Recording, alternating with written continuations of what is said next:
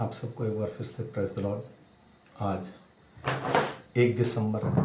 आज से क्रिसमस का महीना, पवित्र महीना शुरू हो गया और हम शाम का वचन पढ़ेंगे। मैं विश्वास करता हूँ मेरे जितने भाई बहन विश्वासी हैं वो सब चर्च होके आए हैं और परमेश्वर को वचन लेके आए हैं। हम शाम का वचन पढ़ेंगे पुराने नियम की पुस्तक में से, यजकेल की पुस्तक में से 40 और 41 अध्याय। अगर हम इसे कंटिन्यू सुनेंगे तो हम 1 साल में पूरी बाइबल पढ़ लेंगे। 1 जनवरी से लेकर 31 दिसंबर तक पूरी की पूरी बाइबल अब 66 की 66 पुस्तकें पढ़ सकते हैं और सुन सकते हैं। इसलिए मैं आशा करता हूँ मेरे जितने बहन भाई से सुने वो सब शेयर करें ताकि परमेश्वर का वचन बांटा जा सके। मैं कोई प्रभु का दास नहीं हूँ, पर मैं चाहता हूँ कि जब हम प्रभु के दासों के वचन सुने, जैसे कुछ लोग झाड़ू लगाने वाले होते हैं, कुछ कुर्सियाँ सेट करने वाले होते हैं, कुछ माइक सेट करने वाले, मैं चाहता हूँ कि हम बाइबल को सुने। जब हम बाइबल सुनेंगे तो तब हमें वचन समझ में आएगा। इसलिए मैं आशा करता हूँ कि जितने मेरे बहन भाई से सुने सब शेयर करें। आमीन। हमारी बंधुआई के 25वें वर्ष यरूशलेम नगर में लिए जाने के बाद 14वें वर्ष से पहले महीने के 10वें दिन को यहोवा की शक्ति मुझ पर हुई और उसने मुझे वहां पहुंचाया। अपने दर्शन में परमेश्वर ने मुझे इज़राइल के देश में पहुंचाया और वहां एक बहुत ऊंचे पहाड़ पर खड़ा किया जिस पर दक्षिण की ओर मानो किसी नगर का आकार था। जब वह मुझे वहां ले गया तो मैंने क्या देखा कि पीतल के समान और हाथ में सन का फीता और मापने का बांस लिए हुए एक पुरुष फाटक में खड़ा है। उस पुरुष ने मुझसे कहा, हे मनुष्य की संतान, अपनी आंखों से देख और अपने कानों से सुन और जो कुछ मैं तुझे दिखाऊंगा उस सब पर ध्यान दे, क्योंकि तू इसलिए यहाँ पहुँचाया गया है कि तू मुझसे ये बातें दिखाऊं और जो कुछ तू देखे वह इज़राइल के घराने को बताए। और देखो, भवन के बाहर चारों ओर एक दीवार थी और उसमें पुरुष के हाथ में मापने का बांस था। उसकी लंबाई ऐसे 6 हाथ की थी, जो साधारण लोगों का चौवा भर अधिक है। अंत उसने दीवार की मोटाई मापकर बांस भर की पाई, फिर उसमें ऊंचाई भी मापकर बांस भर की पाई। तब वह उस फाटक के पास आया जिसका मुंह पूर्व की ओर था और उसकी सीढ़ियां भी चढ़कर फाटक की दोनों देवड़ियों की चौथाई मापकर एक बांस भर की पाई। पहरे वाली कोठरियां बांस पर लंबी और बांस भर चौड़ी थी और दो दो कोठरियों का अंतर 5 हाथ का था। और फाटक की देवड़ी जो फाटक के ओसरे के पास भवन की ओर थी वह भी बांस भर की थी। तब उसने फाटक का वह ओसरा जो भवन के सामने था मापकर बांस भर का पाया। उसने फाटक का ओसरा मापकर 8 हाथ का पाया और उसे खंभे 2-2 हाथ के पाए। और फाटक का ओसरा भवन के सामने था। पूर्वी फाटक के दोनों ओर 3-3 पहरे वाली कोठरियां थी जो सब एक ही माप की थी और दोनों ओर के खंभे भी एक ही माप के थे। फिर उसने फाटक के द्वार की चौड़ाई मापकर 10 हाथ की पाई और फाटक की लंबाई मापकर 13 हाथ की पाई। दोनों ओर के पहरे वाली कोठरियों के आगे हाथ भर का स्थान था और दोनों ओर कोठरियां 6-6 हाथ की थी। फिर उसने फाटक को एक ओर से पहरे वाली कोठरी की छत को लेकर दूसरी ओर की पहरे वाली कोठरी तक छत तक मापकर 25 हाथ की दूरी पाई और द्वार आमने सामने थे। फिर उसने 8 हाथ के खंभे मापे और आंगन फाटक के आसपास खंभों तक था।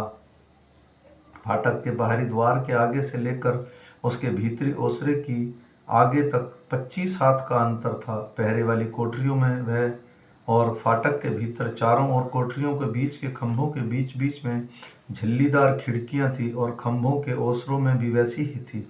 और फाटक के भीतर के चारों ओर खिड़कियां थी और हर एक खंभे पर खजूर के पेड़ खुदे हुए थे। तब वह मुझे बाहरी आंगन में ले गया और वह उस आंगन के चारों ओर कोठरियां थी और एक फर्श बना हुआ था जिस पर 30 कोठरियां बनी थी। यह फर्श अर्थात निचला फर्श फाटकों से लगा हुआ था और उसकी लंबाई के अनुसार था। फिर उसने निचले फाटक के आगे से लेकर भीतरी आंगन के बाहर के आगे तक माप कर 100 हाथ पाया और पूर्व और उत्तर दोनों ओर ऐसा ही था।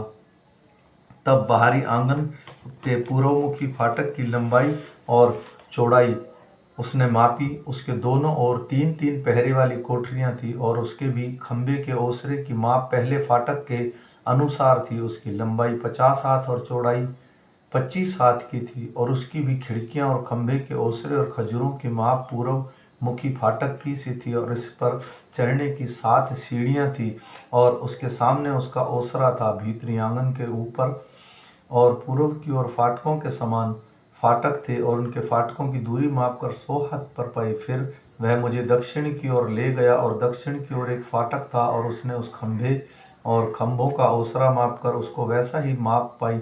उन खिड़कियों के सामने उसके और उनके खंभे के ओसरे के चारों ओर की खिड़कियां थी। उसकी भी लंबाई 50 हाथ की, चौड़ाई 25 हाथ की थी। इसमें भी चढ़ाने के लिए 7 सीढ़ियां थी और उसके सामने खंभों का ओसरा था और उनके दोनों ओर के खंभे पर एक खजूर का पेड़ खुदे हुए थे। दक्षिण की ओर भी भीतरी आंगन का एक फाटक था और उसके दक्षिणी ओर के दोनों फाटकों की दूरी मापकर 100 हाथ की पाई। तब वह दक्षिणी फाटक से होकर मुझे भीतरी आंगन में ले गया और उसने दक्षिणी फाटक को मापकर वैसा ही पाया, अर्थात उसकी भी पहरे वाली कोठरियां और खंभों का ओसरा सब वैसे ही थे और इसके और इसके खंभों के ओसरों के भी चारों ओर खिड़कियां थी और उसकी लंबाई 50 और चौड़ाई 25 हाथ की थी और उसके चारों ओर के खंभे के ओसरे भी 25 हाथ लंबा और 50 हाथ चौड़ा था। इसके खंभों का ओसरा बाहरी आंगन की ओर था और उसके खंभों पर खजूर के पेड़ खुदे हुए थे और इस पर चढ़ने की 8 सीढ़ियां थी। फिर वह पुरुष मुझे पूर्व की ओर भीतरी आंगन को ले गया और उस ओर से फाटक को मापकर वैसा ही पाया। उसकी भी पहरे वाली कोठरियां और खंभों का ओसरा सब वैसे ही थे और उसकी ओर खंभों के ओसरों के चारों ओर की खिड़कियां थी और उसकी लंबाई 50 हाथ और चौड़ाई 25 हाथ की थी। इसका ओसरा भी बाहरी आंगन की ओर था और उसके दोनों ओर के खंभे पर खजूर के पेड़ खुदे हुए थे और इस पर चढ़ने को 8 सीढ़ियां थी। फिर उस पुरुष ने मुझे उत्तरी फाटक के पास ले जाकर उसको मापा और उसकी भी माप वैसी ही पाई। उसके भी पहरे वाली कोठरियां और खंभे और उसका ओसरा था और उसके भी चारों ओर खिड़कियां थी और उसकी लंबाई 50 और चौड़ाई 25 हाथ की थी और उसके खंभे बाहरी आंगन की ओर थे और उस पर दोनों ओर खजूर के पेड़ खुदे हुए थे और उसने चढ़ने की 8 सीढ़ियां थी। फिर फाटकों के पास के खंभे के निकट द्वार समेत कोठरी थी जहां होम बलि धोया जाता था और होम बलि, पाप बलि और दोष बलि पशुओं का वध करने के लिए फाटक के ओसरे के पास उसके दोनों ओर 2-2 मेज थी। फाटकों की एक बाहरी अलंग पर अर्थात उत्तरी फाटक के द्वार की चढ़ाई पर 2 मेज थी और उसकी दूसरी बाहरी अलंग पर जो फाटक के ओसरे के पास थी 2 मेज थी। फाटक के दोनों ओर 4-4 मेज थी, सब मिलाकर 8 मेज थी जो बलि पशु वध करने के लिए थी। फिर होम बलि के लिए तराशे हुए पत्थर की 4 मेज थी और टेढ़े हाथ लंबी, 1.5 हाथ चौड़ी और हाथ भर ऊंची थी। उन पर होम बलि और मेल बलि के पशुओं को वध करने के हथियार रखे जाते थे। फिर चारों ओर के चौवे भर की आंकड़ियां लगी थी और मेज पर चढ़ावे का मांस रखा हुआ था। भीतरी आंगन के उत्तरी फाटक के बाहर गाने वालों की कोठरियां थी जिनके द्वार दक्षिण की ओर थे और पूर्वी फाटक की ओर एक कोठरी थी जिसका द्वार उत्तर की ओर था। उसने मुझसे कहा, यह कोठरी जिसका द्वार दक्षिण की ओर है उन याजकों के लिए जो भवन की चौकसी करते हैं और जिस कोठरी का द्वार उत्तर की ओर और वह उन याजकों के लिए है जो वेदी की चौकसी करते हैं। ये सदोक की संतान और लेवियों में से यहोवा का सेवा टहल करने वालों के केवल ये ही उनके समीप जाते हैं। फिर उसने आंगन को माप कर उसके चौकोर अर्थात 100 हाथ लंबा और 100 हाथ चौड़ा पाया और भवन के सामने वेदी थी। फिर वह मुझे भवन के ओसरे पर ले गया और ओसरे के दोनों ओर के खंभों को मापकर 5-5 हाथ का पाया और दोनों को फाटक की चौड़ाई 3-3 हाथ की थी।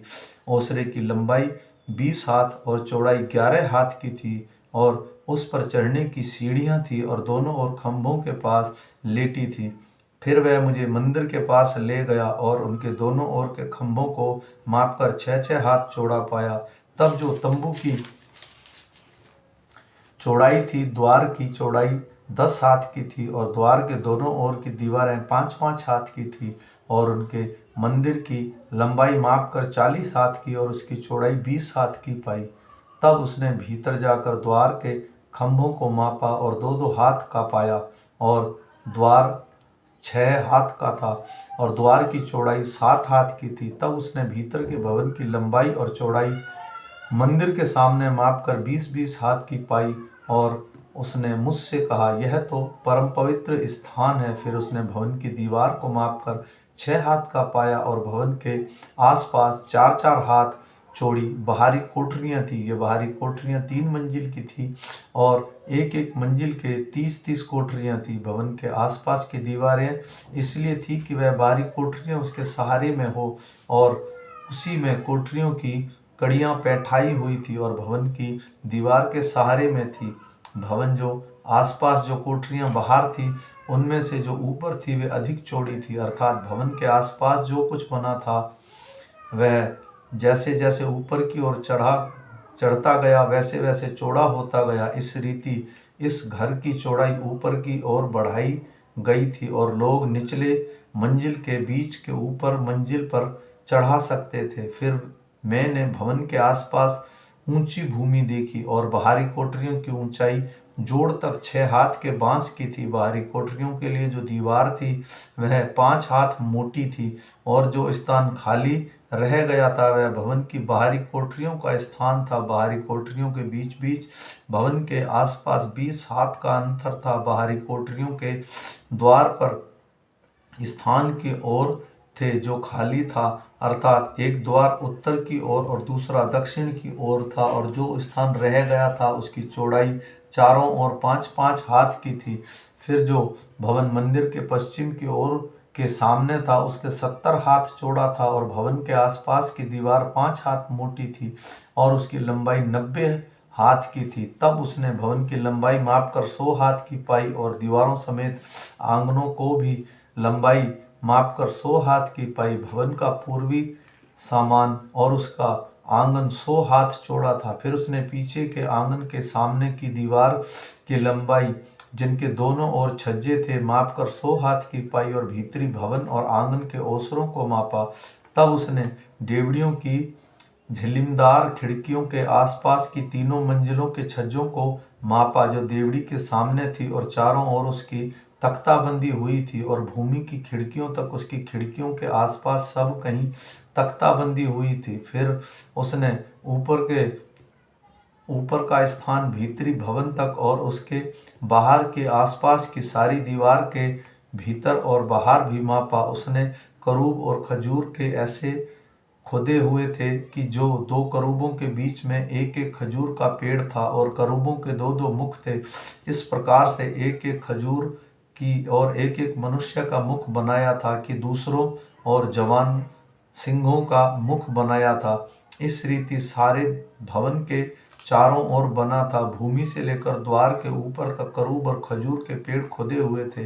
मंदिर की दीवार इसी भांति बनी हुई थी। भवन के द्वारों के खंभों के चौकोर थे और पवित्र स्थान के सामने का रूप मंदिर का सा था। वेदी काठ की बनी हुई थी और उसकी ऊंचाई 3 हाथ और लंबाई 2 हाथ की थी और उनके कोने और उसका सारा पाट और अलंगे और काठ की थी। उसने मुझसे कहा, यह तो यहोवा का सम्मुख मेज है। मंदिर और पवित्र स्थान के द्वारों के 2-2 किवाड़ थे और हर एक किवाड़ में 2 मुड़ने वाले पल्ले थे। हर एक किवाड़ के लिए 2-2 पल्ले। जैसे मंदिर की दीवारों में करूब और खजूर के पेड़ खुदे हुए थे वैसे ही उसके किवाड़ों में भी थे और ओसरे की बाहरी और लकड़ी की मोटी मोटी धरनें थी। ओसरे के दोनों ओर झिल्लमदार खिड़कियां थी और खजूर के पेड़ खुदे थे और भवन की बाहरी कोठरियां और मोटी मोटी धरनें भी थी। आमीन। फिर मिलेंगे सुबह के वचन के साथ। तब तक प्रेस लॉर्ड। आपको परमेश्वर आशीष दे। ये वचन जितने लोग सुने प्लीज़ शेयर कीजिए ताकि परमेश्वर का वचन बोया जा सके। सबको प्रेस लॉर्ड।